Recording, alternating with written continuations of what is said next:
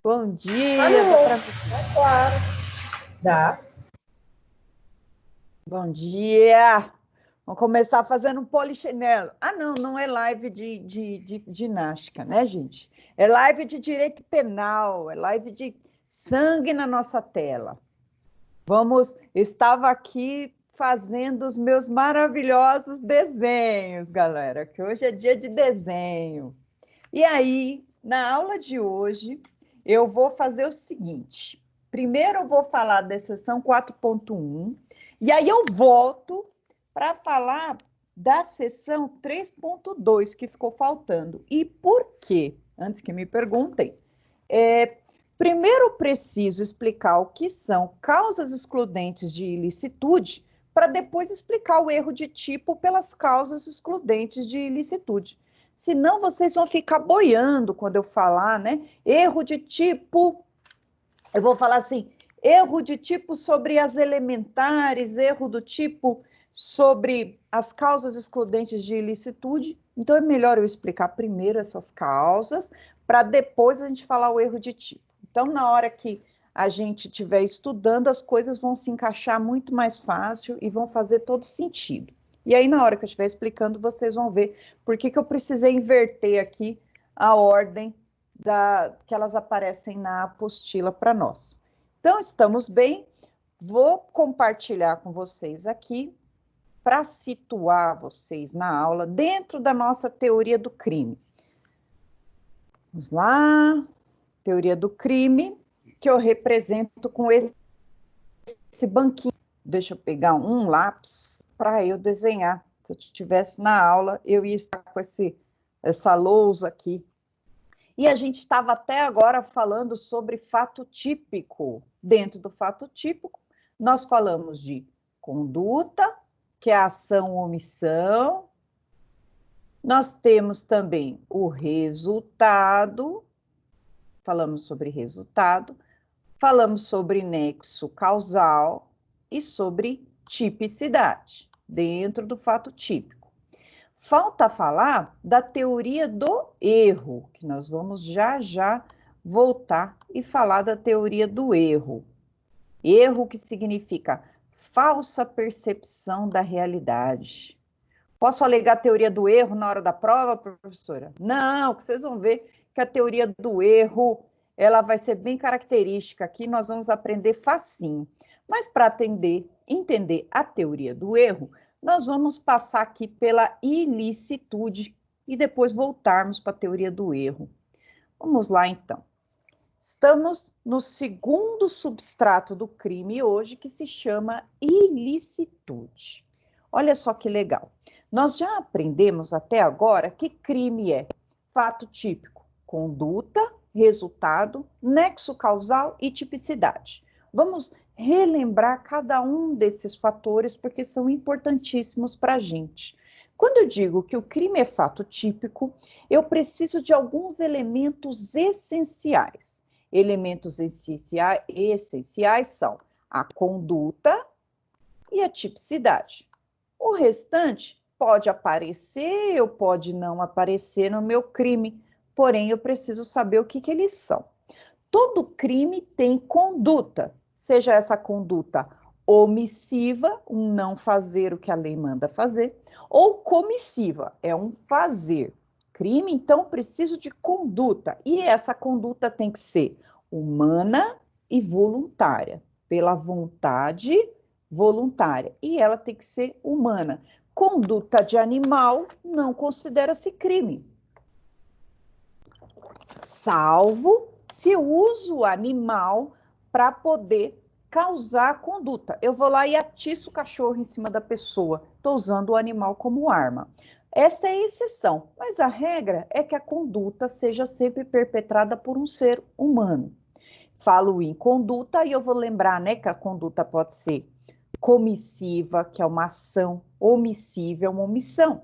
Dentro da conduta omissiva, nós temos os crimes omissivos próprios, que estão discriminados na lei, quando que eu ajo com uma conduta omissiva imprópria, por exemplo, omissão de socorro, omissão de notificação de doença, essas são as condutas desculpa, omissivas.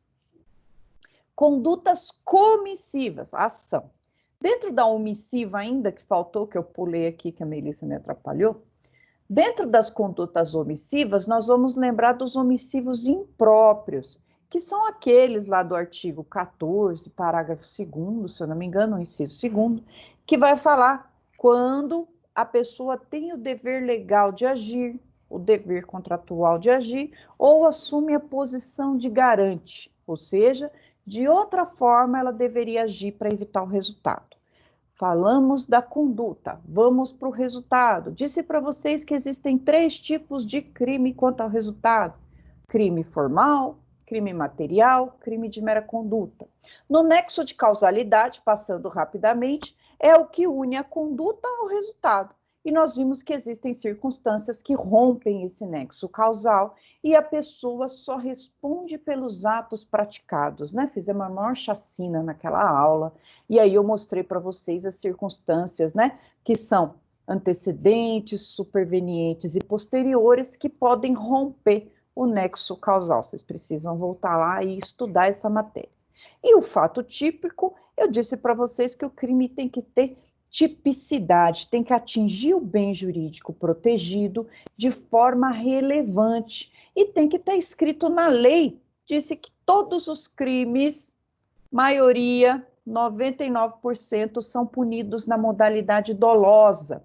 Um ou outro que o legislador pegou ali e falou, não, esse eu vou colocar na modalidade culposa, mas sempre vai estar escrito que esse crime é punido na modalidade culposa. Então, quando a gente olha para o fato típico, a gente vai olhar a lei em si, como que o crime está escrito. E aí nós falamos o que é dolo, o que é culpa, o que é préter dolo, dolo no passado, e o resultado foi pior do que o que ele queria.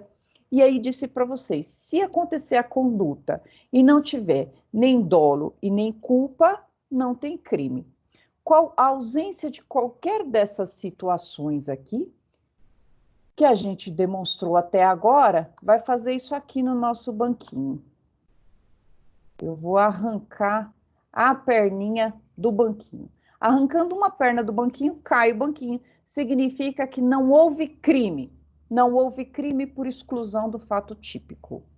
Essa aqui é a intenção do banquinho, né? Rompeu o nexo causal? Eu não vou ter esse crime, eu posso ter outro. Não tive dolo e culpa? Então, não teve o elemento subjetivo lá da tipicidade, não houve crime. Então, é aqui que a gente precisa sincronizar, porque a OAB vai perguntar aqui, mas não teve conduta, a conduta não foi voluntária. Aí a gente tem que lembrar que exclui o fato típico, então não vai haver crime. Como que eu vou lembrar disso, professora? Muita hora de estudo, de bunda na cadeira, não tem como correr. Ótimo. Essa foi a parte mais detalhada, mais demorada sobre a teoria do crime. Vamos passar agora e vamos falar, e é mais leve, mais light aqui, da ilicitude. Vejam só. Primeiro nós vamos falar da teoria indiciária da ilicitude. O que significa isso? É muito simples. Indiciária significa indício. Aí, quando eu estou analisando a segunda etapa, o segundo substrato do crime, que chama ilicitude, vou dizer assim, se houve fato típico, eu imagino que esse fato típico seja ilícito. Se eu tive fato típico, se houve, então, a conduta descrevida na norma, com resultado, com nexo causal, com tipicidade, eu já imagino que seja ilícito, ou seja, contra a lei. Se é fato típico, provavelmente é ilícito. Um exemplo aqui para a gente ilustrar essa teoria da indiciariedade. Indiciariedade. Matar é crime? Todo mundo, sim, matar é crime, matar é crime. Toda vez é crime? Sempre é crime? Não existe um matar, um cercear a vida humana que não seja crime? Aí a pessoa já, opa, peraí, pode ser que sim. E essas causas que excluem o crime aqui na ilicitude vão chamar excludentes de ilicitude. Então, quando eu falo teoria indiciária, significa Um fato típico sempre é ilícito? Sempre é ilegal? A resposta é sim, provavelmente. Não sempre, né? Provavelmente. Existem situações em que o fato típico não é ilícito, que o fato típico é lícito? Sim, e essas vão ser... Peraí que eu estou tendo que jogar água na Melissa quando ela começa a chatear. E essa teoria da ilicitude aqui, eu vou ter algumas causas que excluem essa ilicitude. Então, quando eu falo, todo fato típico é ilícito? Sim, salvo nessas situações em que ele não será ilícito. E quais são essas situações que eu, matando, eu vou estar dentro da legalidade? Ou eu, cometendo qualquer outro tipo de crime, é mais fácil falar, usar aqui o tipo penal do homicídio, porque ele é muito amplo, eu consigo ilustrar. Mas será que sempre vai ser ilícito? Não. Tem causas que excluem a ilicitude, e essas causas são a legítima defesa. Vamos aprender hoje o que é legítima defesa, estado de necessidade,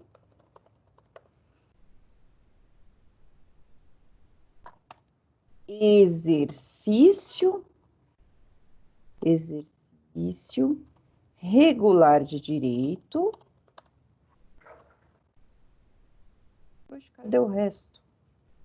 Eu vou colocar só a sigla, porque a gente vai olhar na lei. Então, estado de necessidade, N, legítima defesa, LD, exercício regular de direito e estrito cumprimento do dever legal.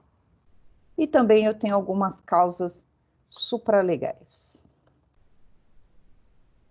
Não, legais. Vamos lá. Matar é crime? Sim, sempre.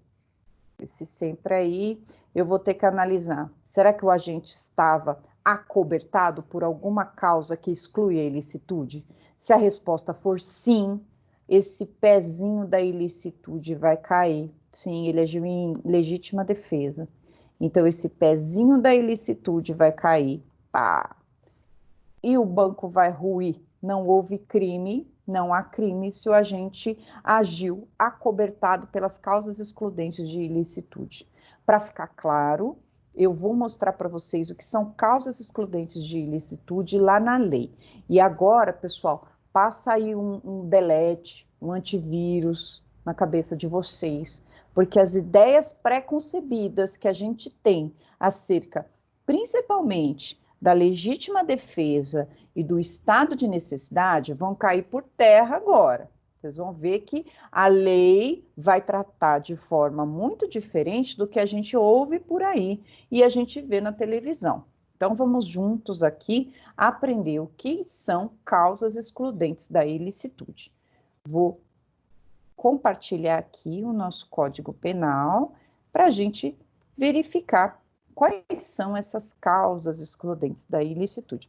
Opa! Compartilhei. É que eu preciso achar aí. Achei. Olha lá. E ela teve uma recente alteração. Vamos ver se aqui... Não. A partir do artigo 23. Vamos ler juntos. Esqueçam as alterações da frente aqui. Exclusão da ilicitude. Aqui para nós, quando que aquele segundo banquinho, segundo pezinho do banco vai cair, vai derrubar toda a teoria do crime? Não há crime, não existe o crime quando o agente pratica o fato. O fato, leia-se, conduta. Não há crime quando o agente pratica a conduta. Em estado de necessidade, já a lei vai explicar o que é isso, em legítima defesa, em estrito cumprimento de um dever legal ou no exercício regular de direito. Excesso punível. Opa, está dizendo aqui. Você vai agir dentro dos limites legais. Se você se exceder, meu amigo, você vai responder por esse excesso.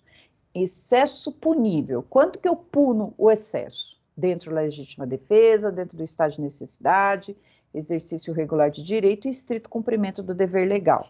O agente que, em qualquer das hipóteses desse artigo, responderá pelo excesso doloso ou culposo. Vamos ver o que é isso. Quando ele se excede, só o comecinho já garantia para ele o direito de não responder por crime, mas ele vai além. Esse é o excesso. Vamos ver aqui, estado de necessidade. Considera-se em estado de necessidade quem pratica o fato, conduta, para salvar de perigo atual que não provocou por sua vontade, nem podia de outro modo evitar, direito próprio ou alheio, cujo sacrifício nas circunstâncias não era razoável exigir-se. Eu vou só ler e depois eu vou tratar de um por um. Parágrafo 1º. Não pode alegar estado de necessidade quem tinha o dever legal de enfrentar o perigo. Parágrafo 2º. Embora seja razoável exigir-se o sacrifício do direito ameaçado, a pena poderá ser reduzida de 1 a 2/3. Legítima defesa. Entende-se em legítima defesa quem, usando moderadamente os meios necessários, repele injusta agressão atual ou iminente a seu direito ou de outrem. Parágrafo único. Observados os requisitos previstos no caput desse artigo, considera também em legítima defesa o agente de segurança pública que repele agressão ou risco de agressão à vítima mantida refém durante a prática de crimes. Pessoal, essa aqui, ó, nós vamos ver já, foi uma reforma que a gente teve em 2019, totalmente eleitoreira. O que isso significa? O governante, o legislativo e o executivo, vamos trazer a legítima defesa para os agentes que combatem o crime. Mas isso aqui já existia, né? Já existia. Já era possível declarar a legítima defesa dessas pessoas. Eles colocaram esse parágrafo único aqui para enfatizar que agente de segurança pública também pode exercer a legítima defesa. Mas aqui, quando a gente olha no caput, quando ele fala entende-se em legítima defesa quem, ele está se referindo a qualquer ser humano, seja ele civil, seja ele militar, seja ele das Forças Armadas, seja ele de que lado que for. Então, na verdade, esse parágrafo único, ele veio aqui só para colocar um parágrafo único a mais para a gente estudar. Mas esses agentes aqui estavam enquadrados numa boa dentro da legítima defesa, tá? Então, vamos lá agora estudar cada um e vamos voltar para a lei, que a próxima vez que a gente lê isso aqui, eu tenho certeza que vai ficar muito mais claro na nossa cabeça. Vou compartilhar aqui para vocês, então, a minha matéria do Word, que eu vou deixar disponível para vocês lá na área do aluno. Opa, cadê? E depois eu vou para os desenhos.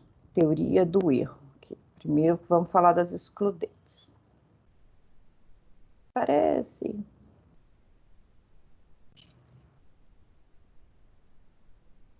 Opa. Vai aparecer aqui, vamos subir um pouquinho. Aqui eu coloquei o nomezinho da seção, principais características e causas de exclusão da ilicitude.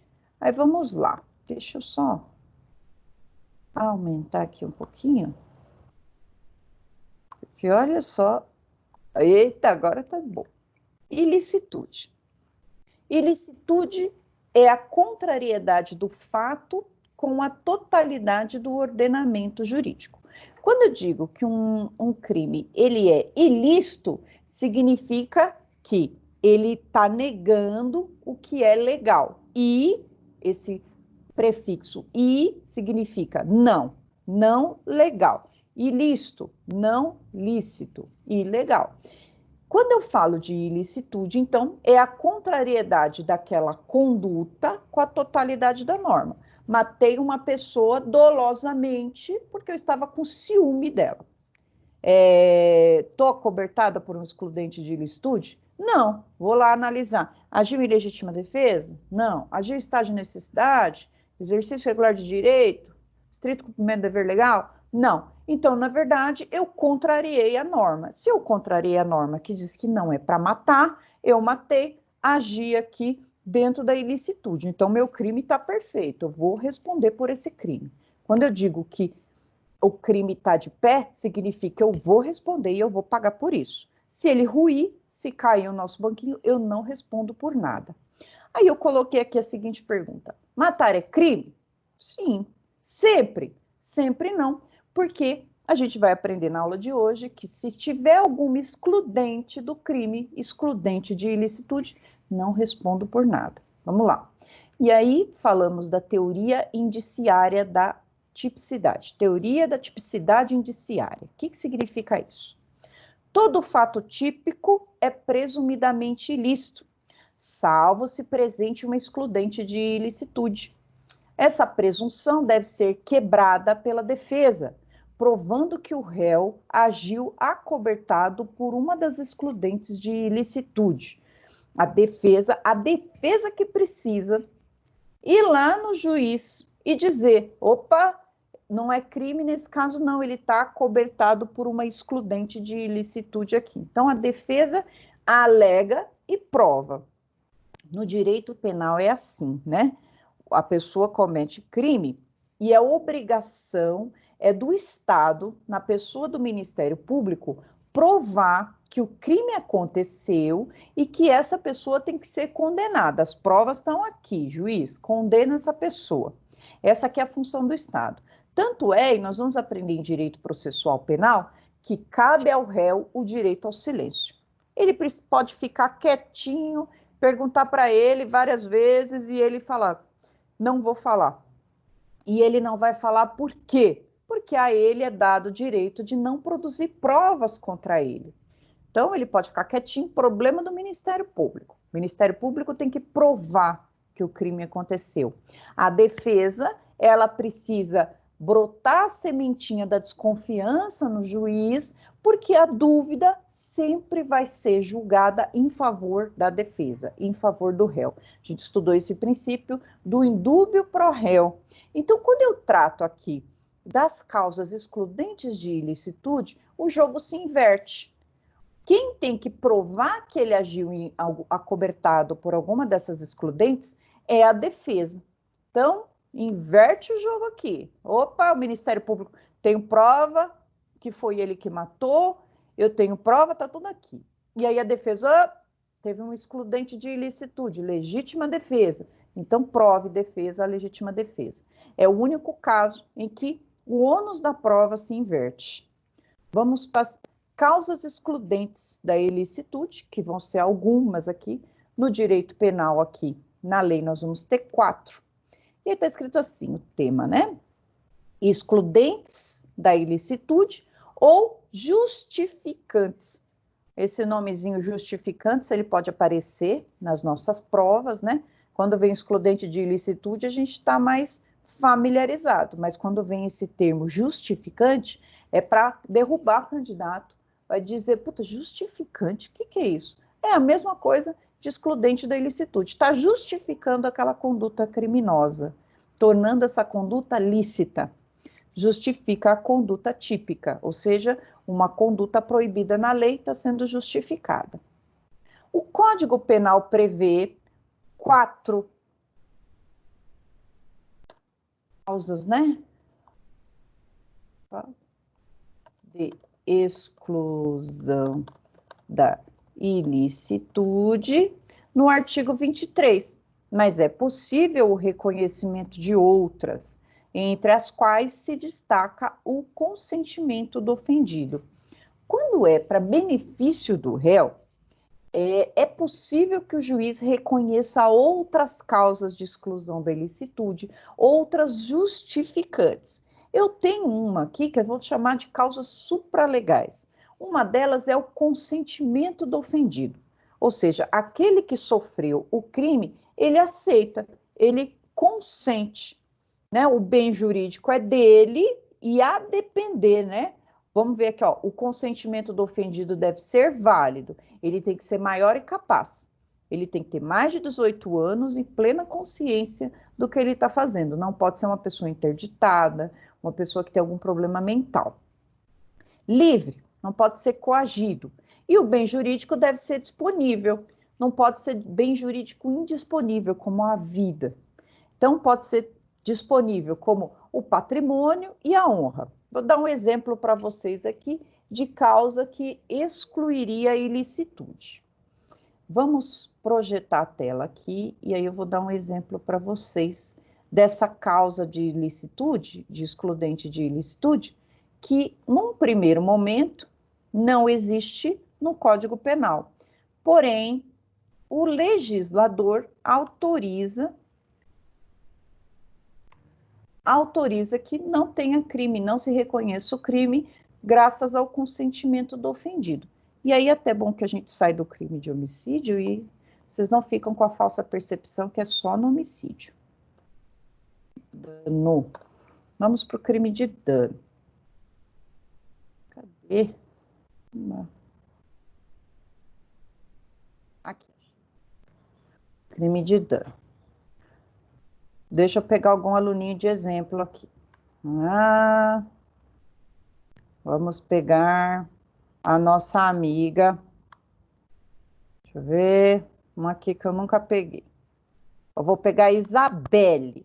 Isabelle é uma aluninha aqui que eu nunca enchi o saco dela, agora eu vou encher. Crime de dano. Vamos ver qual que é o crime. Inutilizar, não, deixa eu ler. Destruir, inutilizar ou deteriorar a coisa alheia. Pena, detenção de 1 a 6 meses ou multa. Dano qualificado. Se o crime é cometido com violência à pessoa, grave ameaça, emprego de substância inflamável, contra o patrimônio da União, por motivo egoístico, detenção de 6 meses a 3 anos. Vejam que é de médio potencial ofensivo. Então, crime de dano. Ai, saí. Vamos lá. E aí, imaginem só a seguinte cena, né? A gente está lembrando da excludente de ilicitude pelo consentimento do ofendido. Eu, aqui, bem falciane, chega a Isabelle lá na faculdade com o carro novo dela. Ela chegou com um carro bem bonitão, chegou com uma Land Rover lá na faculdade. Ai, meu carro novo, professora, que bonito. Nossa, que bonito, Isabelle. Nossa, eu fiquei sabendo desse carro aqui, que parece que ele faz um barulhinho diferente quando quebra a lanterna dele, né? Aí ela, não, será? Posso quebrar a lanterna do seu carro? Ela olha para mim assim, fala, pô, tá bom. Olha só, Isabelle, ela nunca imaginou que eu ia quebrar, mas ela consentiu. Olha lá, o carro é dela, bem disponível dela. E aí ela fala, não, será que faz um barulho diferente a hora que quebra a lanterna? Aí eu vou, pego a chave de roda do meu carro, vou lá, pego a chave de roda do meu carro e vou lá, pum, quebra a lanterna do carro dela, né? E aí não ouvimos um barulhinho diferente, mas veja, o meu dolo era de destruir, danificar a coisa alheia, por um motivo egoístico. Não queria ver a menina com o carro dela, bonito, novo, olha que coisa ridícula. Mas ela consentiu. Ela falou assim, nunca ouvi esse barulhinho, será? Pode quebrar aí. Ela autorizou que eu quebrasse o carro dela. Então, tem como, e tinham várias testemunhas ali, todo mundo ali abismado que eu ia quebrar o carro dela. Tava lá a Sara, a Kátia, Elisângela, Débora, Luana, todo mundo olhando, o Eliseu, falando, eu não acredito que a professora vai quebrar. E eu quebrei. Aí, a Isabelle fica totalmente revoltada. Não, professora, eu não acredito. Eu falo, mas você deixou. Aí ela, eu deixei, mas eu imaginei que você era capaz. Falei, mas você emitiu seu consentimento. Todo mundo viu. E era dia de prova. Aí eu olho para os aluninhos, sim, todo mundo ouviu, eu ouvi e tal. O que vai acontecer aqui? Eu vou responder pelo crime de dano? É ilícito? É um fato típico? Pressupõe que ele é ilícito? Sim, eu quebrei o carro dela. Mas ela consentiu, ela deixou. Então, eu tenho aqui uma causa excludente da ilicitude. Está no Código Penal? Não, o consentimento do ofendido é uma causa supralegal. Se ele consentiu, maior de idade, plenas faculdades mentais e o bem é disponível, o direito é disponível, pode consentir. Mesma coisa, né, no caso de... mesma coisa aqui é o caso do tatuador, né? Eu vou deixar a pessoa fazer uma lesão na minha pele. Posso depois ir lá ir lá na delegacia e falar, olha, eu fui vítima de uma lesão corporal. Qual que vai ser a defesa dele ali? Opa, não foi lesão corporal, não. Você deixou, o bem é disponível. Por isso que a pessoa tem que ter 18 anos para poder ser tatuada. O correto é, só pode tatuar a pessoa maior de 18 anos. A gente vê um monte de criançada aí tatuada, né? Mas só a partir dos 18. E por quê? Porque ele tem que consentir. A pessoa está fazendo uma lesão no corpo dela, uma lesão que vai ficar ali para o resto da vida. Lesão, eu digo assim, está ofendendo a integridade da pele, né? Tanto que depois descama, enfim. O consentimento do ofendido faz com que essa pessoa não responda pelo crime. Esse é, então, o consentimento do ofendido. Vamos voltar aqui para a gente falar das causas que estão na lei agora. E a hora que eu terminar, vão anotando aí as perguntas de vocês, pessoal, porque a hora que eu terminar, eu deixo vocês perguntarem à vontade. Vai ter um monte de dúvidas aqui acerca desse tema. Vamos lá. Deixa eu voltar aqui. Então, primeiro que a gente viu, consentimento do ofendido. Consentiu, opa, consentiu. Ai, menino. Consentiu, então, não tem crime porque ele consentiu com o crime. Depois, eu vou falar um pouco agora. Aqui, peraí. Uma coisa importante. Para haver qualquer tipo de exclusão da ilicitude, eu tenho um requisito aqui.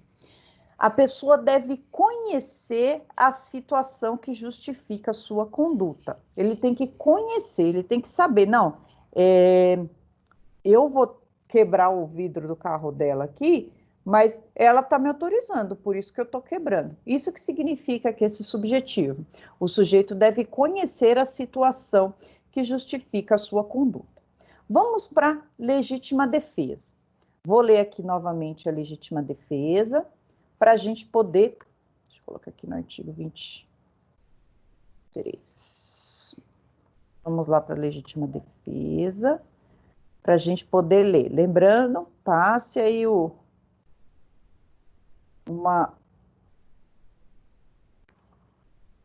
antivírus aí na cabeça para a gente esquecer o que a gente ouviu falar sobre legítima defesa, porque é a partir de agora que a legítima defesa vai existir para nós.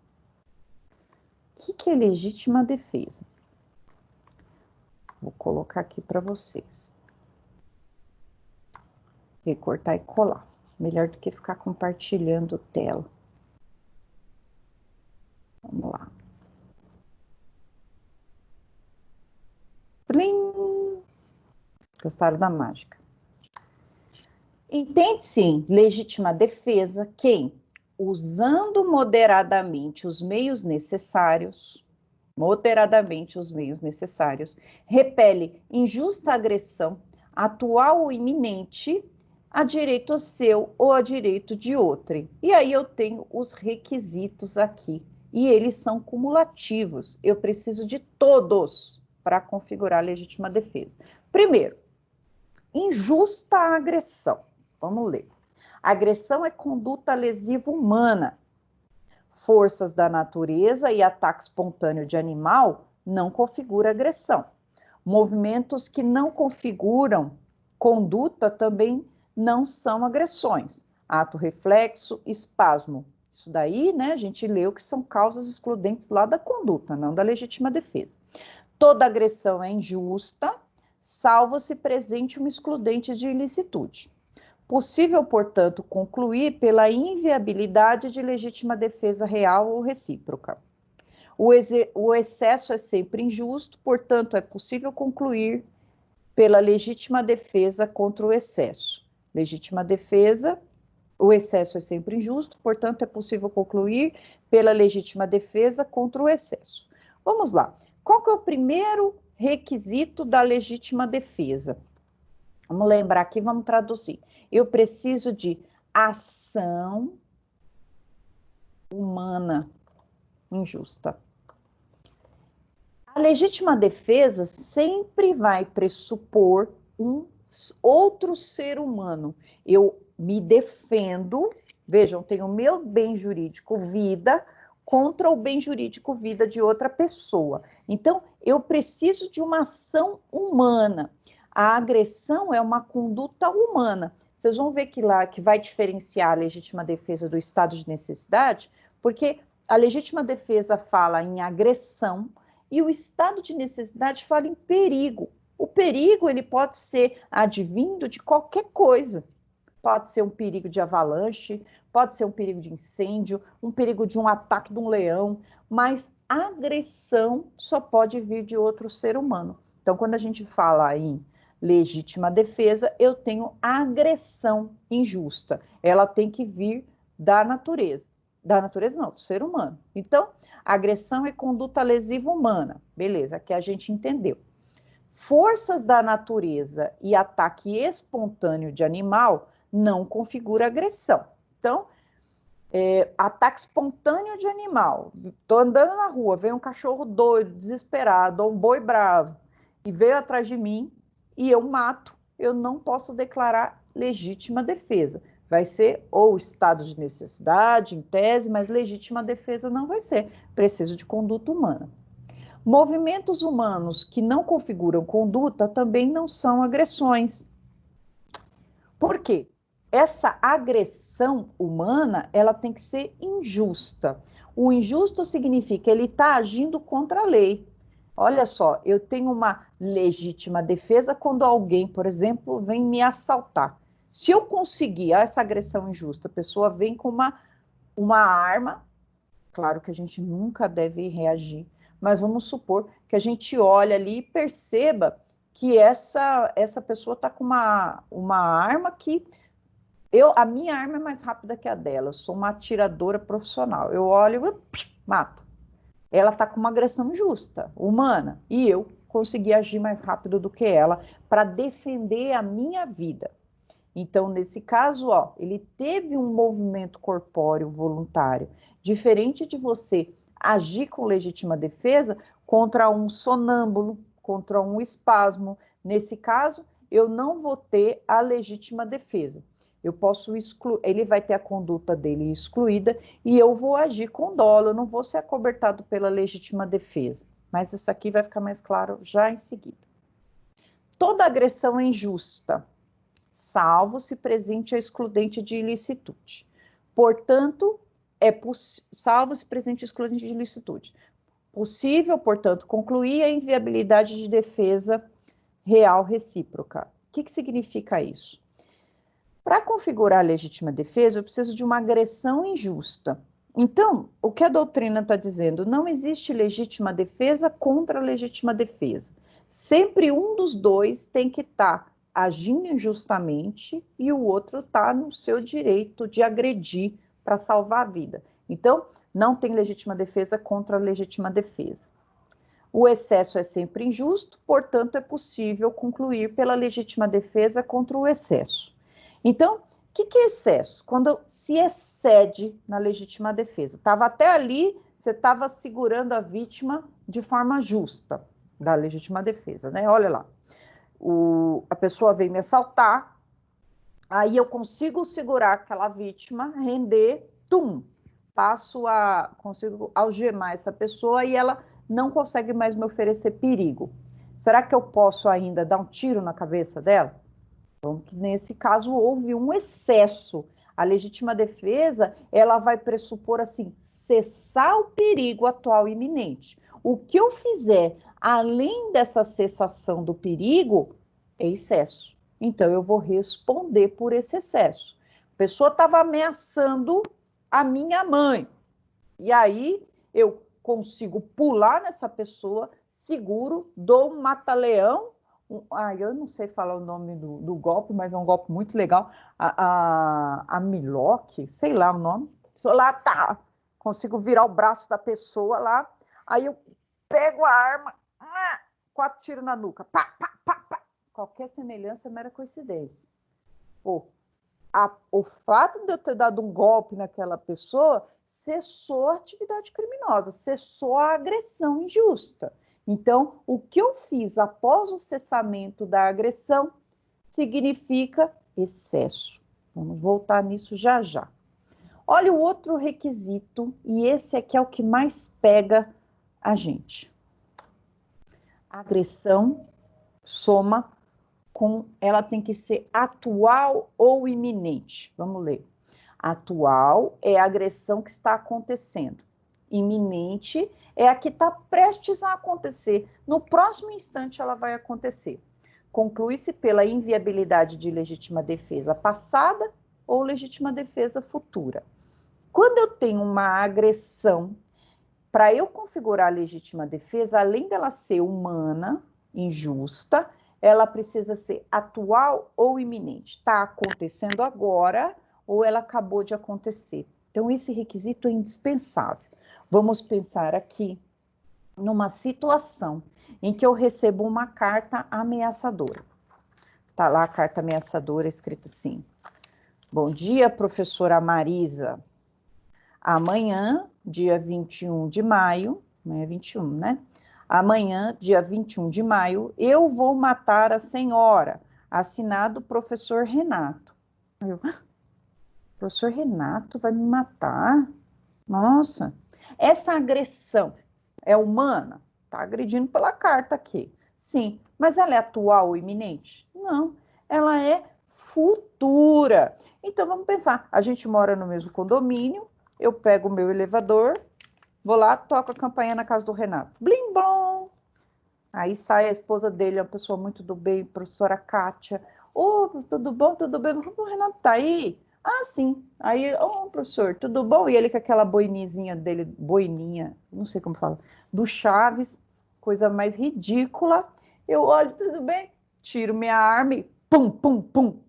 6 tiros naquela testa enorme, não erro nenhum, já que por motivos óbvios, né? Pá, pá. 6 tiros. E aí, galera? Foi uma agressão atual iminente? Será que eu estou na legítima defesa?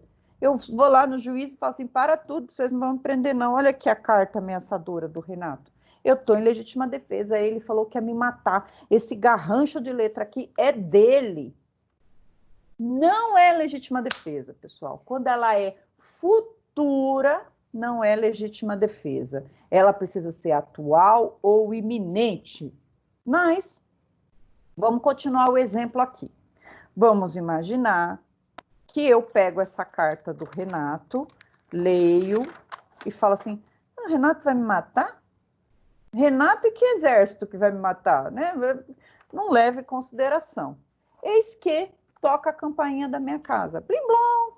E acontece assim, eu abro a porta, o que acontece? A Melissa sai correndo desesperada procurando a liberdade. Eu vou, pego a Melissa, coloco aqui. Entra, Renato, por favor. Ah, o Renato entra.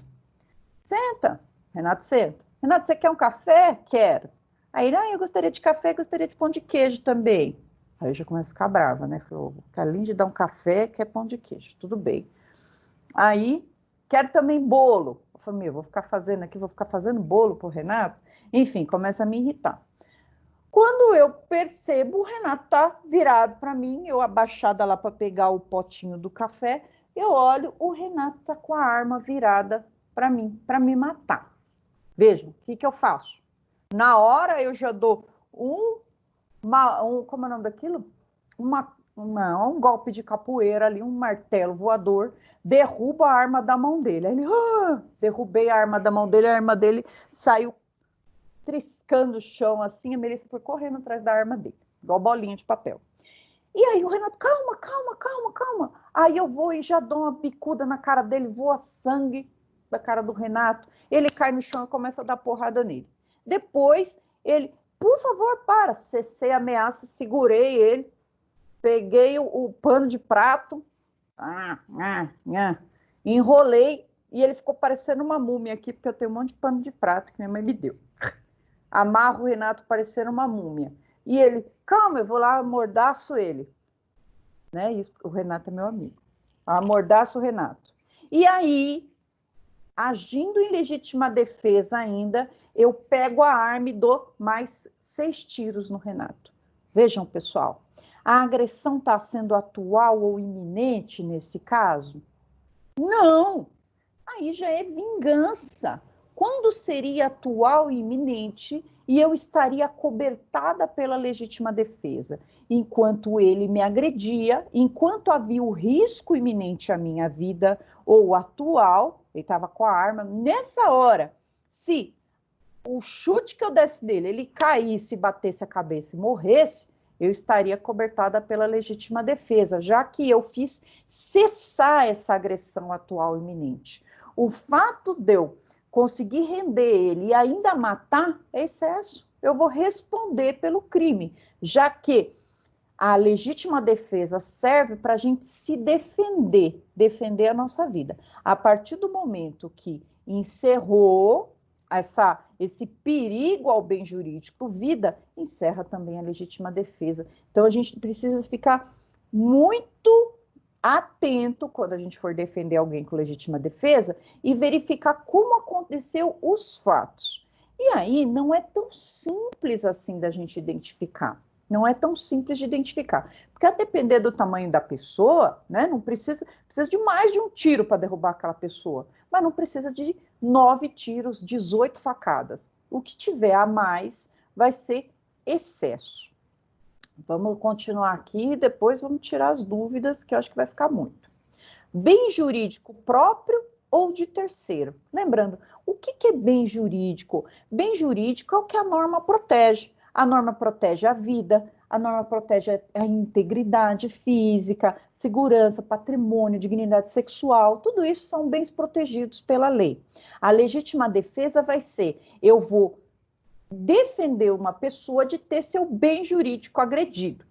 E aí, vou ter que fazer uma ponderação de interesses aqui, né? Vida ou patrimônio? E aí, eu preciso verificar se a baliza aqui funciona, né? Imagina eu dar 4 tiros na cabeça de uma pessoa porque ela estava furtando um celular. Ela estava agindo com agressão atual e iminente? Não.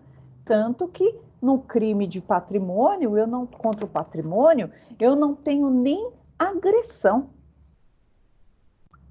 No caso do furto, tá, gente? Não do roubo. O roubo tem agressão.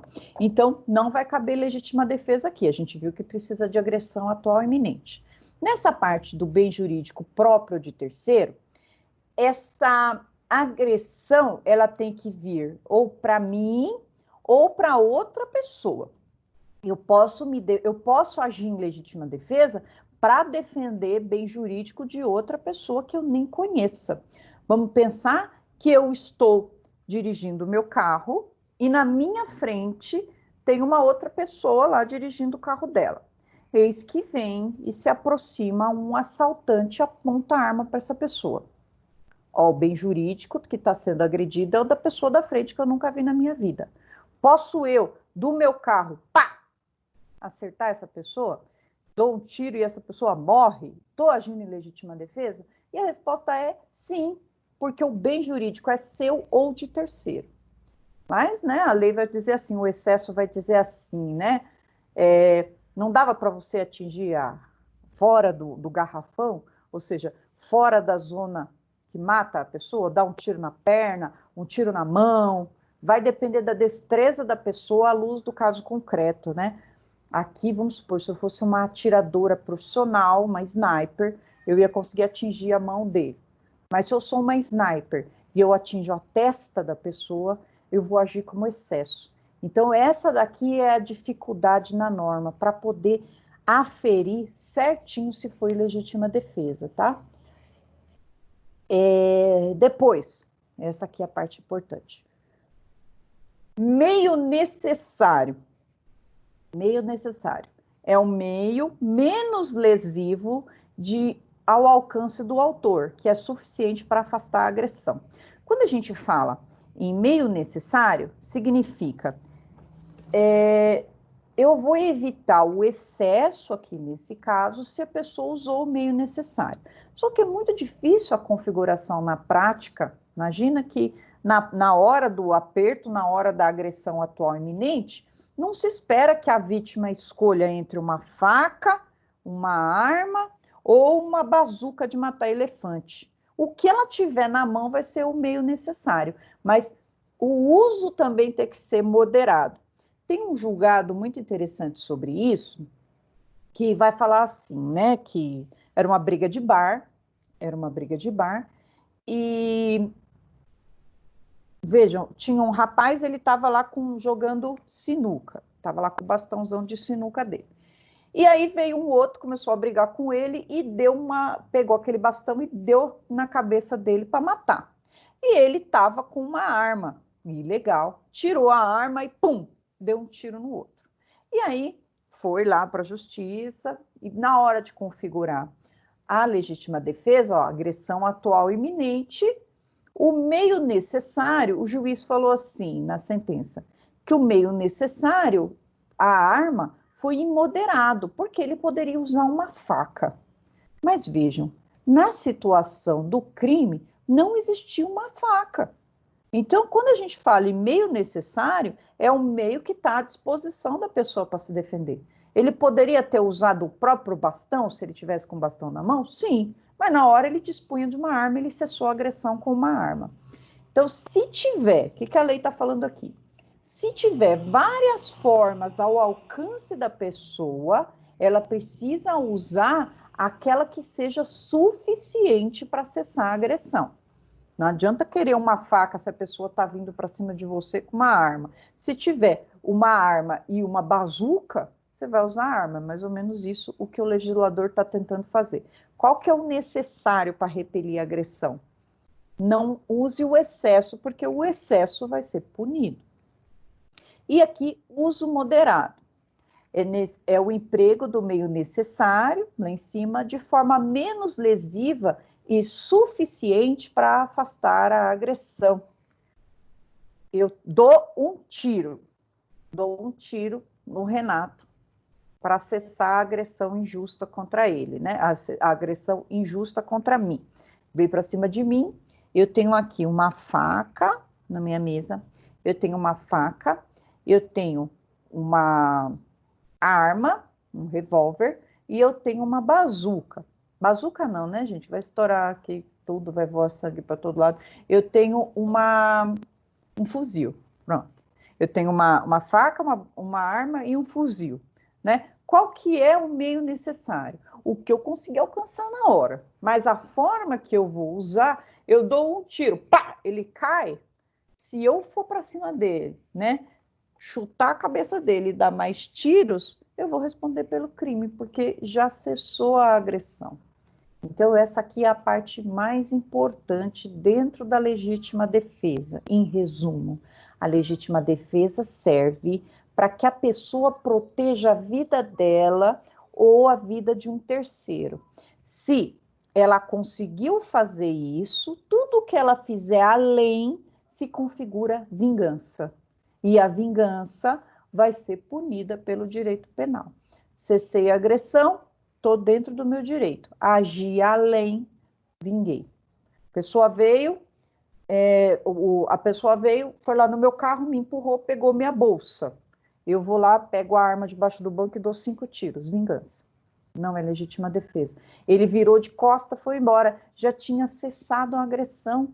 Então, mesmo que chateie o nosso coração, isso não é legítima defesa, isso é vingança. Vou continuar aqui, falar rapidinho da estado de necessidade, para a gente fazer um paralelo e acabar com as excludentes de ilicitude. Estado de necessidade. O que é estado de necessidade? Deixa eu antes aqui só arrematar aqui, ler novamente o artigo, para ponderar aquela crítica que eu fiz para vocês dessa alteração da lei. Vamos lá. Ler novamente o artigo do Código Penal 25, que trata da legítima defesa. Olha o que fala aqui. Entende-se por legítima defesa quem, usando moderadamente os meios necessários, repele injusta agressão atual ou iminente a direito seu ou de outrem. Está falando alguma coisa aqui que não cabe para a polícia? Não, cabe para todo mundo. Se a polícia agiu dentro dos meios necessários para repelir injusta agressão, ela tá dentro da legítima defesa. Mas aí veio o legislador, né, a pretexto de falar, olha, agora nós estamos protegendo os policiais, colocou aqui. Observados os requisitos do caput, considera também, como se não fosse também, em legítima defesa, o agente de segurança pública que repele agressão ou risco de agressão à vítima mantida refém durante a prática do crime. A prática do crime, o refém, o estar a vítima está sendo refém, ela está sendo vítima de agressão. A polícia agindo para repelir essa agressão, ela está agindo em nome de terceiro, legítima defesa de terceiro. Então, esse parágrafo único já estava descrito na lei. O que eles fizeram foi chover no molhado, né? Chover no molhado. Olha, agora os policiais tá ficando tudo bem, agora o policial está dentro da legítima defesa. Ele sempre esteve dentro da legítima defesa, desde que ele agisse dentro dos requisitos de legítima defesa, ele sempre foi acobertado por legítima defesa, né? Agressão atual iminente, né? Ah, mas é para defender refém no caso de sequestro. Bem jurídico de terceiro. Então, ele já estava acobertado pela legítima defesa. Nada mudou. Nada mudou. O que conseguiram fazer foi, né, levantar aqui uma salvação do mundo, mas quem estuda direito penal sabe que não modificou em nada a vida dessas pessoas. Eles continuam tendo que provar todos os requisitos da legítima defesa, mesmo sendo policial, para poder configurar a legítima defesa. Então, essa é a crítica que a gente tem a ponderar acerca disso, né? Vamos para o estado de necessidade agora. É bom que, assim, quando a gente estuda direito penal, a gente começa até a verificar, né, as campanhas eleitoreiras de uma outra forma. Você fala, mas o que mudou? Não mudou nada. Só fez com que aumentasse adoro esse legislador, adoro esse representante do executivo. Mas, na verdade, não mudou nada. Que estado de necessidade? Vamos, rapaz. Peraí que ele tá aqui. Estado de necessidade, pessoal, é uma legítima defesa, mesma coisa da legítima defesa, porém eu vou ter uns requisitos diferentes. Vamos lá. Estado de necessidade. Não teve alteração legislativa aqui, então vamos tirar. Que é tudo de 1984.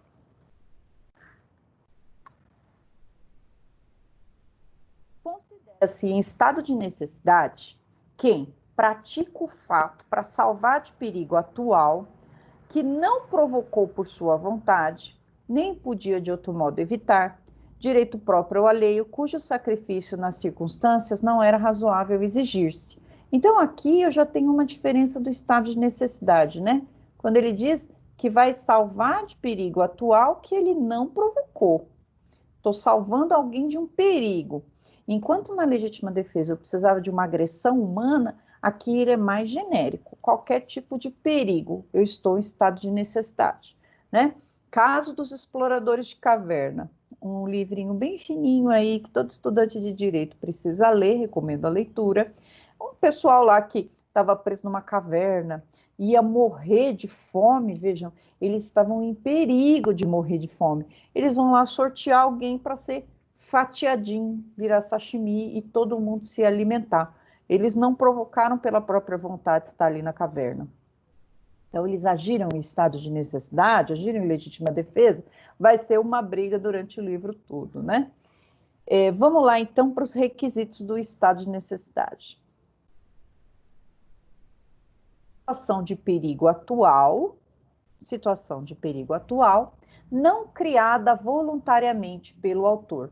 A lei trata apenas do perigo atual, mas prevalece na doutrina e na jurisprudência que o perigo iminente também enseje o estado de necessidade.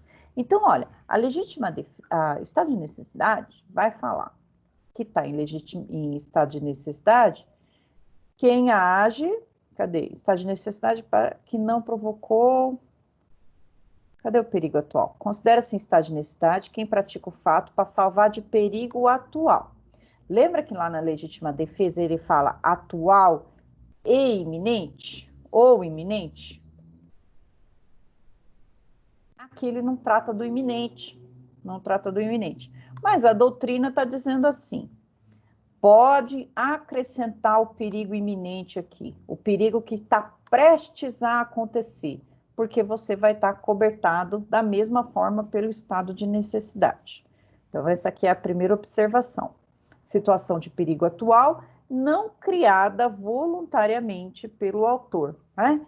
Então, vamos pensar aqui naquela situação lá do Titanic, né? Eu tô com uma tábua de salvação, eu vou morrer afogada. Então, eu posso dar um murro na cara da pessoa para a pessoa cair, fazer glu, glu, glu, glu, morrer afogada para eu ficar com a tábua de salvação? Depende. Fui eu que furei o barco lá do Titanic? Fui eu que fiz ele colidir por vontade própria? Se a resposta for sim, eu que criei o perigo. Então, eu não posso me aproveitar do estado de necessidade. Mas se não fui eu que provoquei o perigo, nesse caso, eu vou lá, vou derrubar a criancinha no mar, vou matar um para pegar um colete de proteção, porque eu estou defendendo a minha vida.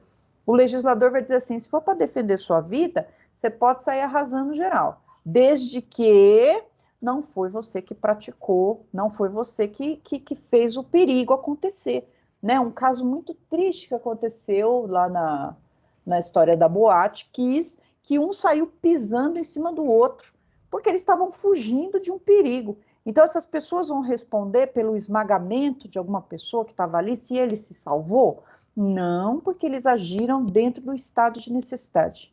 Não foi eles que provocaram o perigo. Então, ao fato deles pisotearem alguém, ter uma lesão corporal ou a morte, estão acobertados pelo estado de necessidade. Eles estão salvando a vida deles, né? Ou o perigo é atual, está pegando fogo, ou é iminente, já está começando lá as labaredas subir. Então, pode ser atual, está acontecendo, ou vai acontecer nos próximos minutos, tanto na legítima defesa como no estado de necessidade. B. Sacrifício inevitável e razoável. Inevitável é aquele que não se consegue evitar sem risco pessoal. O razoável é o bem que vai se preservar, é de igual ou maior valor do bem sacrificado. Se for de valor menor, não será estado de necessidade, mas o juiz poderá diminuir a pena com base no artigo 24, parágrafo 2º. Não pode arguir estado de necessidade quem tem o dever legal de evitar o perigo. Aqui são duas situações diferentes. Olha só. Quando fala sacrifício inevitável ou razoável, está querendo dizer o seguinte: vai estar em estado de necessidade aquele que age para defender um bem jurídico inevitável. Por exemplo, a vida, a integridade física. Porém, se esse bem jurídico que ele está protegendo é razoável para ele, atendendo a situação do caso concreto, o juiz não vai declarar aquilo lá em estado de necessidade, mas vai dar uma diminuição de pena. Vamos lá. Então, vou explicar para vocês aqui. Inevitável é aquele que não se consegue evitar sem risco pessoal. Minha vida contra a vida de outra pessoa. Então, eu vou deixar essa pessoa morrer para eu salvar a minha vida. Mas e se for para eu salvar a minha integridade física? Ou pior, se eu quiser salvar um patrimônio meu.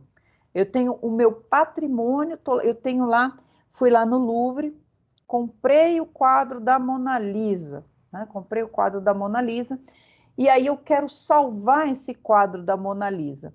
Eu preciso ver qual que é o bem jurídico aqui. Quadro da Mona Lisa. E o outro bem inevitável. Vamos pensar que tem uma pessoa aqui, sabe aquela pessoa que vê com a mão? Ela quer ver com a mão, e aí ela tá lá e pegou um pano e foi querer passar o pano no quadro da minha Mona Lisa. Eu, para evitar esse perigo dessa pessoa estragar o meu quadro, eu venho e dou uma cacetada na cabeça dela. E aí essa pessoa vai me processar, né? Olha só, imagina que é o Renato. Ele vai me processar por lesão corporal.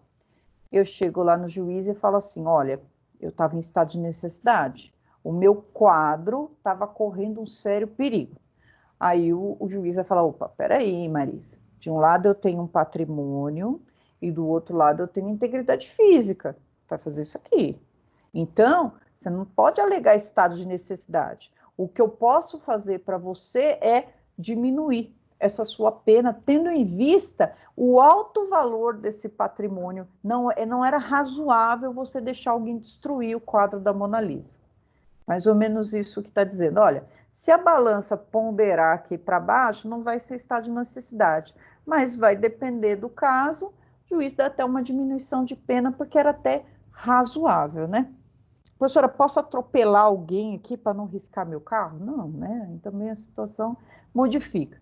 Não vejo na prática essas coisas acontecerem com frequência, né? Mas é cabível aqui, se não se não dava para sacrificar o bem jurídico, só dá uma diminuição da pena. Outra coisa importante, não pode arguir estado de necessidade quem tem o dever legal de evitar o perigo. Aqueles que têm, vamos lembrar daqueles que têm o dever legal de evitar o perigo? O policial, o pai, a mãe, eles não podem alegar estado de necessidade porque eles têm o dever legal de evitar que aquilo aconteça. Então, se para salvar a minha vida eu jogo meu filho do barco, estou em estado de necessidade? Não, porque eu tenho o dever de proteger aquela pessoa. Pode o bombeiro alegar que ele não vai lá entrar no prédio para apagar o incêndio porque ele tem medo de morrer queimado? Também ele não pode fazer isso, tendo em vista que ele tem o dever legal de evitar o perigo. Então, o legislador está falando assim, ó, estado de necessidade não vai abranger aquelas pessoas que precisam evitar o perigo. Onde que elas estão? Lá no artigo, é o 13? Lá no artigo 14, inciso 2º. Deixa eu olhar aqui, gente. Efeito quarentena. Me desculpa, eu acho que é o 14. Bondinho. Não, é o 13. Desculpa. Relevância aqui, é o 13. Quem tem o dever legal de evitar o perigo? Artigo 13, parágrafo 2º, a linha A, né? Quem tem obrigação por lei de cuidado, proteção e vigilância. Então, vamos lembrar da história do bombeiro, né? O AB sempre conta a história do bombeiro, que teve um fogo, um incêndio de grandes proporções, e o bombeiro, alegando estado de necessidade, não entrou. Eles falam do World Trade Center, que não entrou lá para salvar as pessoas. E aí, dizendo que esse bombeiro teria uma defesa, alegando o estado de necessidade. E a resposta é negativa, já que o bombeiro não pode alegar estado de necessidade, segundo a lei, tá? Para finalizar, e a gente terminar essa parte aqui das excludentes de ilicitude, eu abrir as perguntas, vamos falar de duas últimas, bem simplesinhas, não tem tantos requisitos. Primeira, estrito cumprimento do dever legal. Não é, se não for estrito, é excesso. Então, cumprir o seu dever legal dentro dos limites do seu dever legal. Então, o que está escrito aqui? Vamos desmistificar.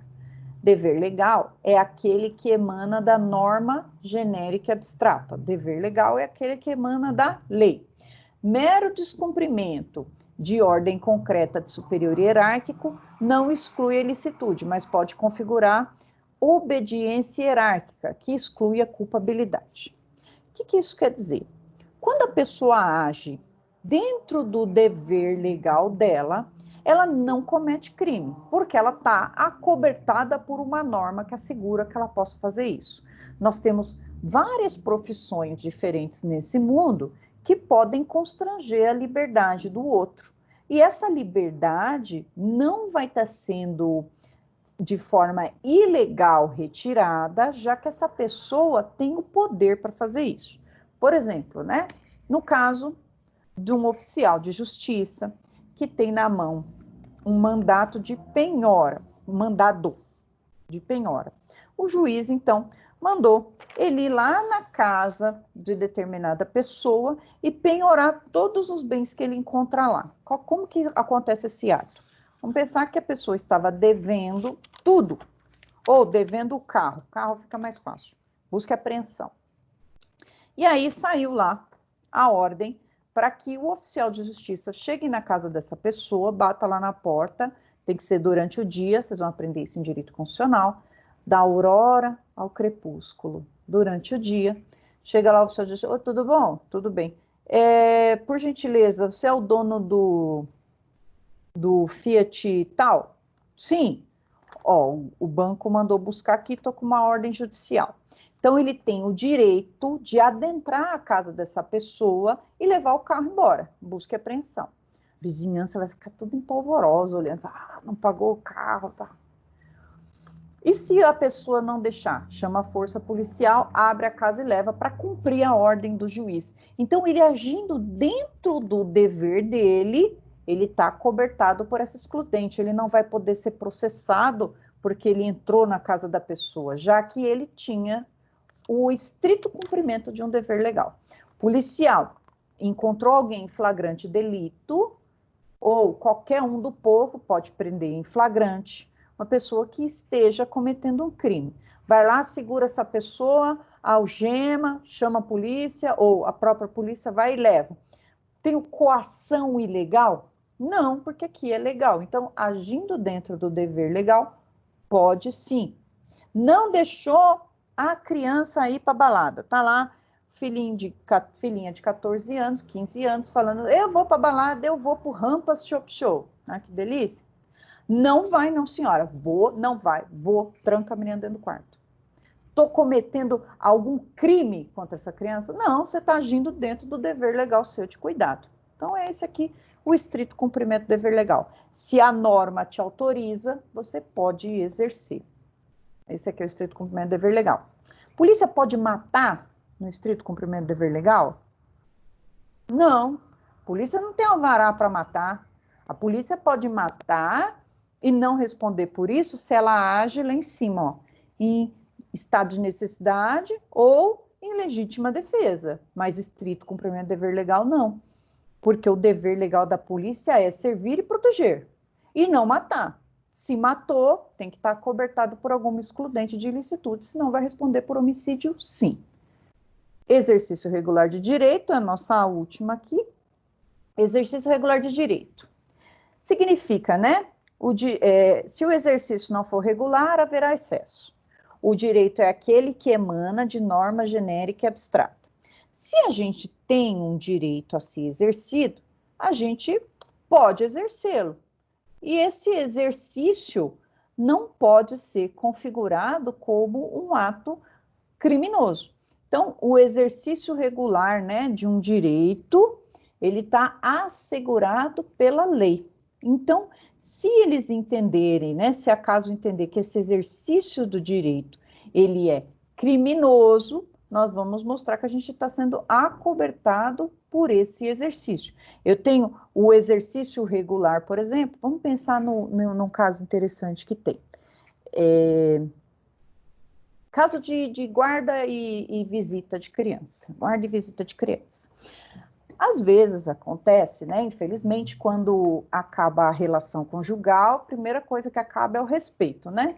A pessoa não respeita um, não respeita o outro, e quem sofre nisso tudo, vocês vão ver quando vocês começarem a advogar, quem sofre com tudo isso é a criança. Então, às vezes, o casal, eles vão descontar as frustrações que eles têm, porque o relacionamento não deu certo, enfim, várias situações nas crianças. E aí, não raros casos, fixa-se as visitas. Então, os pais não estão de acordo e aí fixou a visita.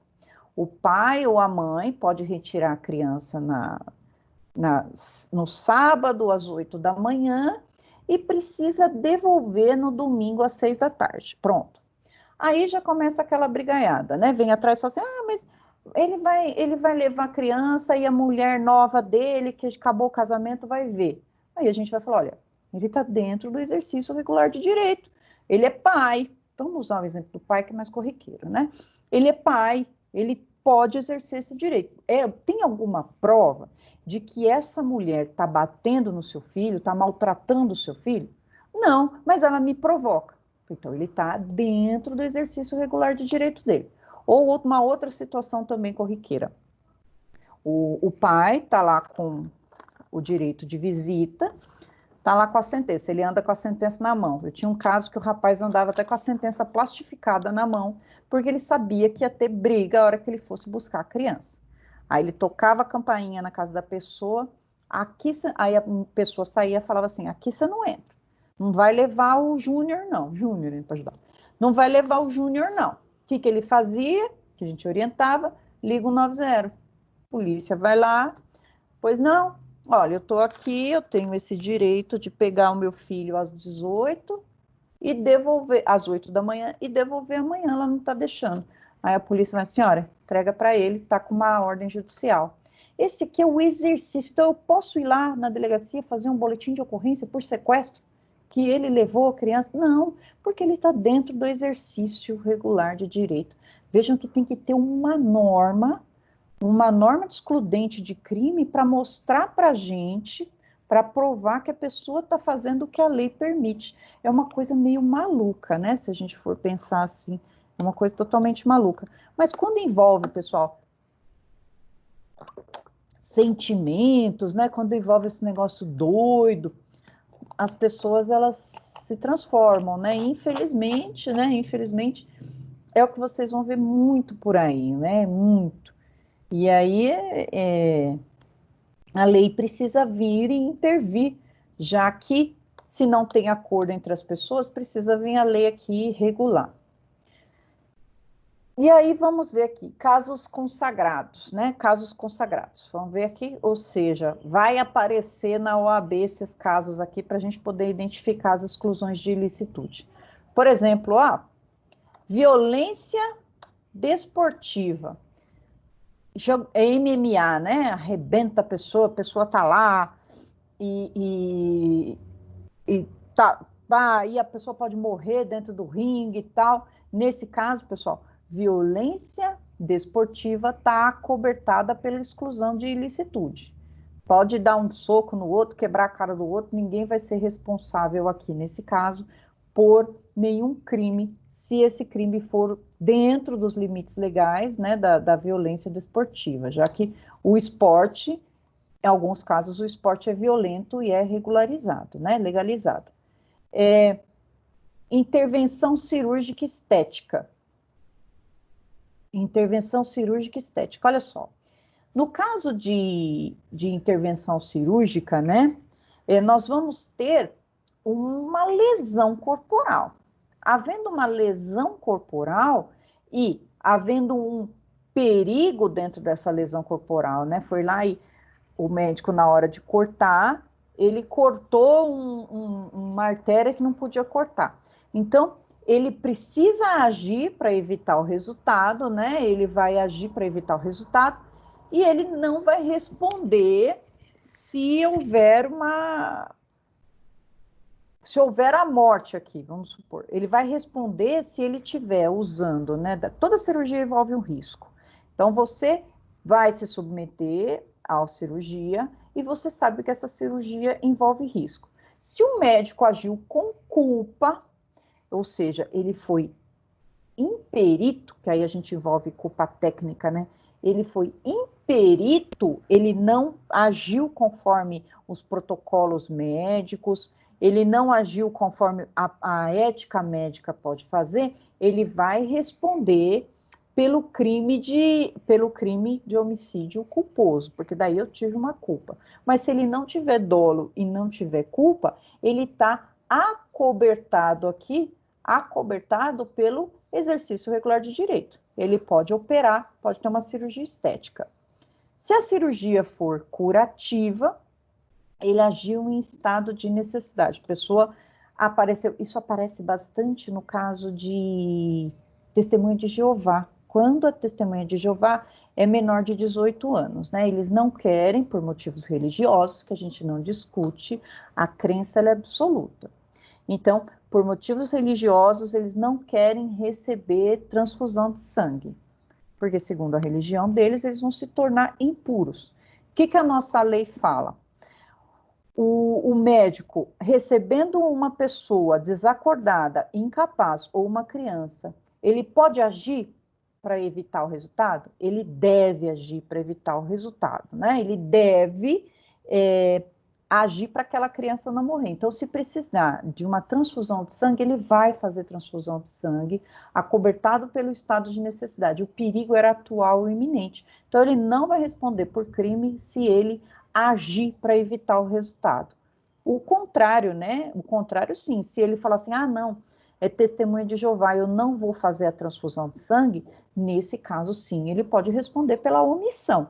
Então, a grande celeuma que ainda existe acerca desse caso é sobre age ou não age. Se a gente for verificar, né, pelo médico, o médico vai falar, eu que não vou responder pela morte dessa pessoa, então eu vou agir. Mas se a gente for olhar pelo lado da pessoa, o direito de crença, ele é muito subjetivo, vai daquela pessoa. Imagina se aquela pessoa vai ser melhor para ela morrer hoje ou viver o resto da vida carregando o estigma de ser impuro, que é o que ela acredita. O que a gente acredita movimenta toda a nossa vida, né? Se amanhã ou depois eu começar a acreditar que eu estou doente, eu fico doente. Tudo que você acreditar. Né? Lá do meu TCC que eu falei para vocês esses dias. Se eu acredito que eu posso, se eu acredito que eu não posso, eu estou certo. Então, a gente precisa de um parecer aqui da lei para excluir a responsabilidade médica nesse caso. Eu sou muito favorável que essas pessoas tenham o livre direito de escolher sempre. Se a crença dela, ela está acima de qualquer tipo de valor, né? Aquilo que você acredita. Imagina o estigma de uma pessoa carregar o resto da vida perante os seus pares, perante a comunidade, aquele estigma, fulano é impuro. Se ele acredita nisso, né, pessoal, deve ser pior do que a morte. Pior do que a morte. Por fim, nós temos outro caso polêmico aqui, que é o tal do ofendículo. O ofendículo. Nós temos ofendículo. O que são ofendículos? Vocês vão daqui a pouco identificar o que são ofendículos. Aparatos materiais dispostos para a defesa de interesses, expostos para desmotivar a ação do agente. E até um ofendículo, pessoal, existe ofendículo de pobre e ofendido de rico, né? O que é ofendículo de pobre? Ofendículo de rico, primeiro. Cerca elétrica, né? Vigilância eletrônica, alguma coisa, ou cuidado, cão bravo, aí tá lá o Rex lá babando para poder pegar a pessoa. Nem existe mais essas coisas, né, pessoal? Até existe, mas atualmente a gente trata os bichinhos que nem bebê, não tá lá mais acorrentado, e ainda bem, né? Acorrentado o bichinho para servir de vigilante. Os ofendículos, então, eles configuram um exercício regular de direito. Eles têm que ser bem sinalizados e eles não podem ser armadilhas. O que é armadilha? É uma coisa escondida, né? Escondida. Ofendículos, eles vão estar ali. A cerca elétrica é o cuidado cão bravo, falando assim, ó, se você entrar aqui, pior para você. Esses são os ofendículos. Qual que é o de pobre? Pobre, a gente põe caco de vidro no muro, né? Quem nunca viu? Aquele muro todinho cheio de caco de vidro. Opa, entrou aqui, você morre. Entrou aqui, você vai cortar seu pé. Esses são os ofendículos. Tá lá para mostrar. Aqui você não entra. Exercício regular de direito.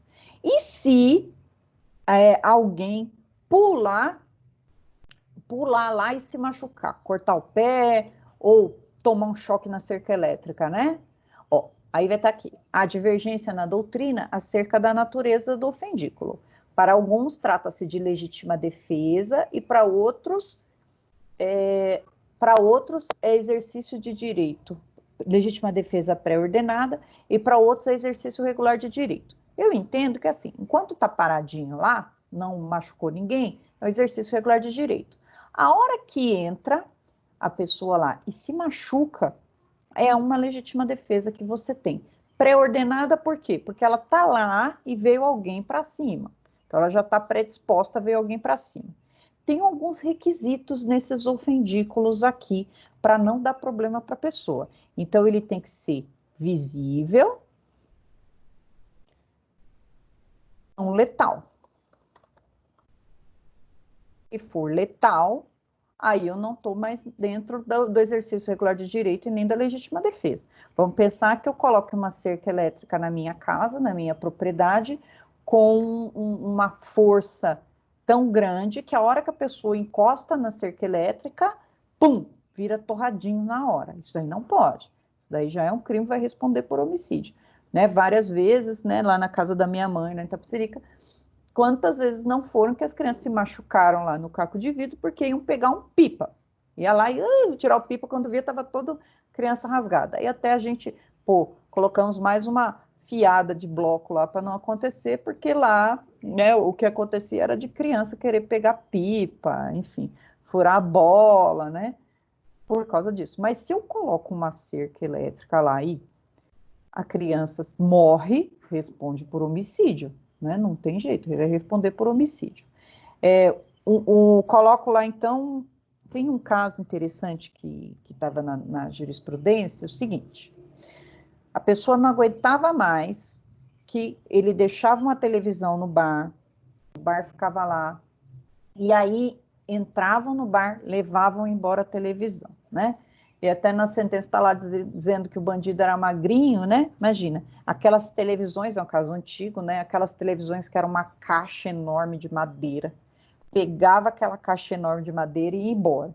E aí, o que o dono do bar, super engenhoso, até lembrei do meu avô, finado seu Nilton, que hoje é aniversário dele, parabéns, vô. Meu avô era muito engenhoso, ele fazia várias engenhocas lá na casa da minha avó. E aí, ele, na casa dele também, né? Mas a gente sempre coloca lá na figura feminina, que é a dona, né? E aí, esse engenhoso dono de bar, o que ele fez de ofendículo para que o ladrão não levasse a televisão? Ele pegou uma arma e colocou ela engatilhada, virada para da televisão. De forma com que, a hora que o ladrão pegasse a televisão, a arma disparasse na cabeça dele. Vejam o que aconteceu. Esse tipo de ofendículo é exercício regular de direito? Não, é excesso. E aí ele entrou lá na justiça para se defender. Claro que o ladrão foi tirar e tomou um tiro na cara. Ele foi dizer que, na verdade, ele estava usando um ofendículo, um aparato predisposto para se defender, que aquilo lá foi legítima defesa. E, obviamente, depois de estudar legítima defesa, a gente viu que de legítima defesa não teve nada, né? Ali foi um excesso, e esse excesso a pessoa vai responder pelo crime, não teve legítima defesa. Vamos, não vou falar da teoria do erro, vou voltar para vocês hoje. Vou voltar aqui, acho que eu falei demais, não deixei ninguém me interromper, coitadinho de vocês. Fico imaginando aqui no tanto de informação. Galera, voltei. Falamos sobre a excludente de ilicitude. Eu imagino que vocês tenham aí prestado atenção e tenham ouvido. Quando que a gente pode matar alguém sem ser culpado por isso? Dúvidas aqui, agora eu vou abrir a parte para que vocês possam trazer as questões aqui para a gente poder comentar acerca das causas excludentes de ilicitude. Vamos lá. Alguém?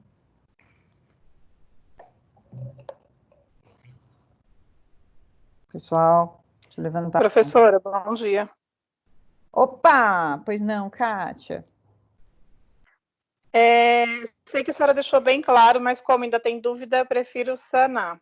Nos casos bem atuais, infelizmente, de feminicídio, em casos de tentativa de feminicídio, mesmo tendo várias ameaças anteriores, feito boletim de ocorrência, e ela já tenha passado por ameaças que deixaram a vida dela, agressões mesmo físicas, e isso tudo foi relatado, ou seja, tem um histórico. Ainda assim, se no momento que ela tiver oportunidade de se vingar, né? Eu sei que não pode ter a vingança, mas a hora que ela tiver a oportunidade de se defender numa próxima agressão, que ela sabe que ali pode ser a última, que a vida dela corre risco, mesmo sendo tomada pelo ódio e não está no seu consciente perfeito, ainda assim é excesso? Sim. Olha só como que vai funcionar, Kátia. A pergunta foi: posso configurar, na verdade, assim, a legítima defesa, Kátia, eu preciso de perigo atual, perigo iminente. Só vou dizer que é excesso se, além desse perigo atual e iminente, eu me excedi. Isso é excesso. Começou legítima defesa e degringolou para um homicídio. Esse é o excesso. Mas no caso que você está falando, da mulher que apanha todo dia, um belo dia, ela vai lá e despeja um balde de óleo quente na cabeça dessa pessoa, né, com toda a razão, né? Nesse caso é um homicídio. E qual que vai ser a solução jurídica para essa pessoa? Ela vai ser julgada pelo tribunal do júri. Lá no tribunal do júri, os jurados, eles vão ouvir o que aquela mulher, o relato daquela mulher, e vão entender se ela agiu de forma legítima ou não. Ela pode ser absolvida lá no tribunal do júri. Então, veja só, tanto o excesso como o homicídio, ele vai ser decidido pelo tribunal do júri. Então, legítima defesa, no caso de uma mulher que mata o marido dormindo, porque ele a agredia muito, não é legítima defesa, porque não está nos requisitos da legítima defesa. Mas posso justificar e ela ser absolvida? Sim, vai depender do entendimento do tribunal do júri. Por isso que quando tem um caso lá no tribunal do júri, o advogado ou o Ministério Público, ele sempre vai procurar escolher os jurados que tenham a ver com o que aconteceu. Vamos pensar aqui que você, Kátia, vai defender essa mulher que matou o marido, que vinha matando ela, vinha machucando ela e quase matando há muito tempo. Você vai defender. Na hora que você for escolher seu corpo de jurados, quem que você vai querer colocar ali? Só mulher. Você vai querer colocar mulher ou homens que entendam que aquela... E é difícil, né, você colocar nessa situação ali. Mas você vai querer trazer o júri para o seu lado. Falar, olha, você mulher já pode ter passado por uma coisa dessa. Então eu vou tentar manipular ali de forma legal para que aquela pessoa tenha mais empatia pela outra, né? E o grande, só fazendo um gancho aqui, no grande problema do feminismo, não, o grande problema do feminicídio é o machismo institucionalizado na nossa sociedade. Nós vemos de uma sociedade patriarcal. O que é uma sociedade patriarcal? É aquela em que o homem é o chefe da família e a mulher, ela está numa posição hierarquicamente inferior. Essa situação está mudando durante o tempo e ainda bem, né? Por quê? Vejam que não é o fato de uma pessoa se declarar feminista, ela está dizendo que ela entende que mulheres e homens têm o mesmo direito perante a sociedade. Tem muitos lares em que são chefiados por mulheres e tem muitos lares que são chefiados por homens, mas que essas pessoas, elas têm os mesmos direitos e deveres. E aí o fato de um homem achar que a mulher tem que servir ele, e que a mulher ela está ali numa posição de dupla jornada, além de cuidar da casa, ela ainda precisa trabalhar. E se ela não fizer o que ele quer, não dá autonomia de vontade para essa pessoa. Quando ele acha que a mulher precisa fazer o que ele quer, ele está sendo machista. E existe, pessoal, tanto mulher como homem machista. E a gente, mulher, muitas vezes a gente tem atitudes machistas. Por quê? Porque a gente aprendeu a ser assim. Isso vai se desconstruindo ao longo da nossa vida, né? Quando a gente fala mulher tem que, a gente está sendo machista. Porque até uma coisa nova que estava sendo discutida, né? O homem tem que ajudar a mulher. O homem não tem que ajudar a mulher as tarefas domésticas, o homem tem que ajudar a mulher nas tarefas com o filho. Ajudar pressupõe, não tem uma obrigação, mas eu estou te ajudando. Não, a obrigação ela é dividida por dois. Então, para acabar o feminicídio, a gente precisa desconstruir o machismo. Lembrando que machismo é o oposto de feminismo.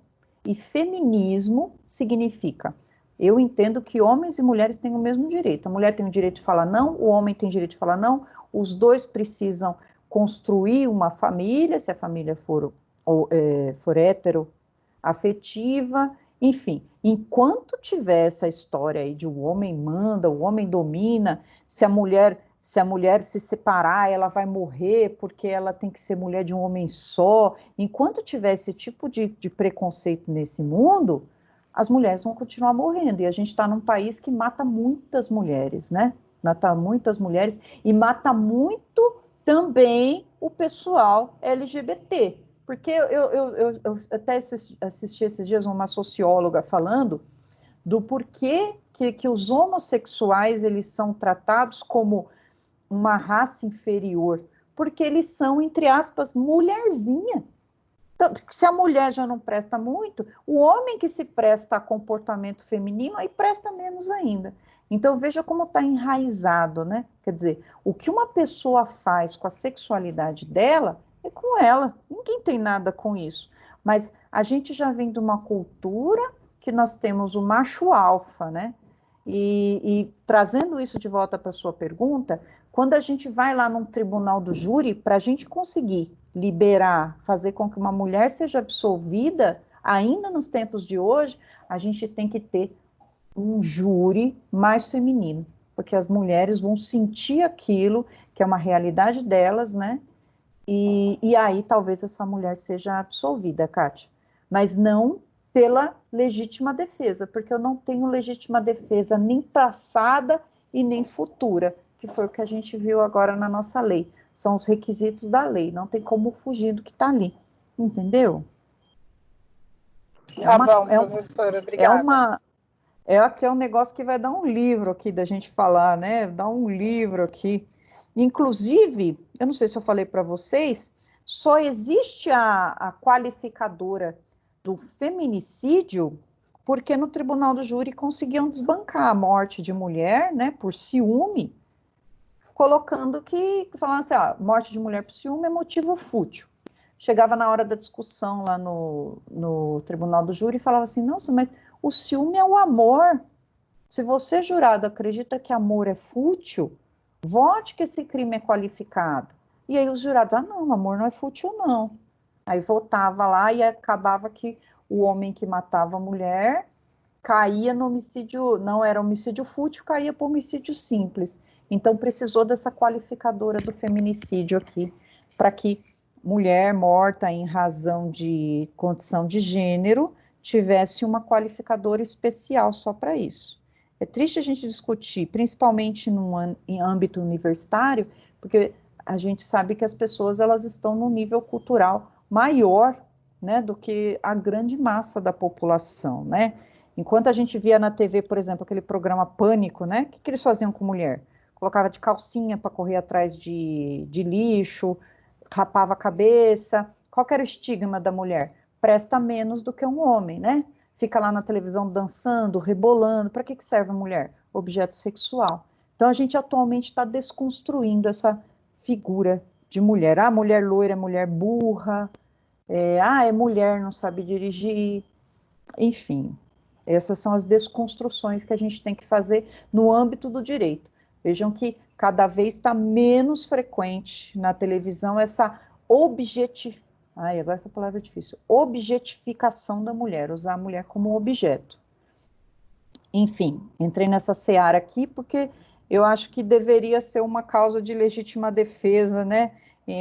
Sucessões de ameaças contra a mulher e, de repente, vem uma morte, né? A gente sabe que um papel do juiz dizendo para não se aproximar não adianta muita coisa, né? Porque a justiça também não põe um PM na porta da casa da mulher. Então, mais cedo ou mais tarde acontece, infelizmente. É ruim. Mas quem sabe no futuro, né? Não mude, assim como mudou a Lei Maria da Penha e outros casos que a senhora também já nos relatou, né? De exemplos. Kátia, como a senhora citou que tem evolução. Isso, só vai mudar com a evolução da sociedade. Porque o máximo que o juiz faz, Kátia, é dar um papel para nossa cliente dizendo que o homem não pode se aproximar, né? Mudando a mentalidade da sociedade, sim. Agora, ou melhorar o aparato da polícia, né? Deixar um policial para cada cidadão se acontecer isso. Eu espero que mude a mentalidade e as pessoas comecem a se enxergar como iguais. Nunca enxergar o outro como alguém que tem que te servir.